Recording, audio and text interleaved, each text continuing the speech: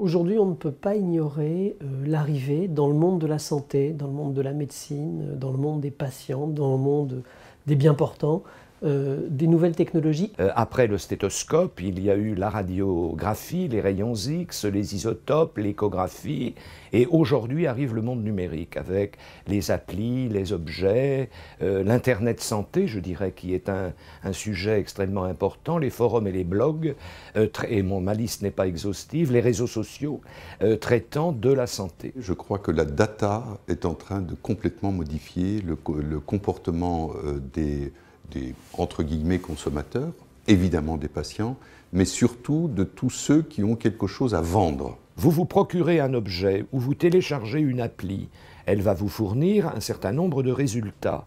Est-ce que ces résultats sont fiables?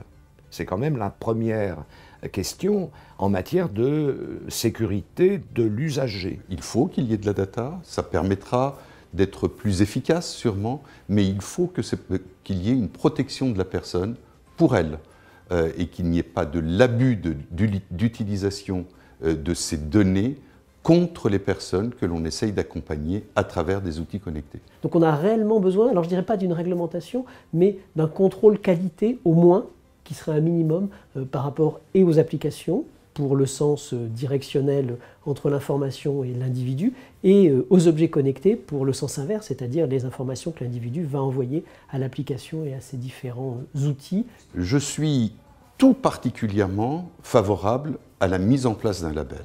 Pourquoi faire?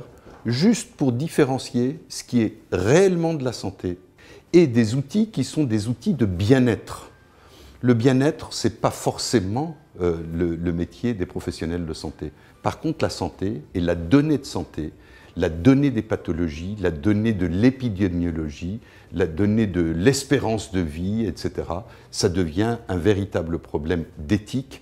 Et l'éthique, c'est notre profession. C'est vraiment intéressant d'avoir une initiative comme celle de Medapcare, où là, cette petite société qui s'est créée récemment a mis en place tout un système de contrôle extrêmement rigoureux et qui, lorsque vous acceptez de passer par leurs éléments de validation, va reprendre votre application et va l'analyser en toute objectivité, va vous dire si elle peut recevoir le label qu'ils auront défini, ou si elles ne peuvent pas le recevoir, ou s'il faut faire un certain nombre de modifications pour accéder à un certain niveau. On voit bien qu'une société comme Medapcare n'aurait aucun intérêt à mettre un label qui s'avérerait faux, puisque très vite ça finirait par se savoir, et que sa réputation, qui est actuellement bonne, disparaîtrait. Medapcare, c'est automatiquement une garantie pour celui qui va télécharger qu'au moins sur un certain nombre de points, de qualité de contrôle, qualité de virus, d'intrusion et d'information. Il y a eu cette vérification, et c'est une petite société qui permet d'avoir une vision totalement claire, indépendante et garantie.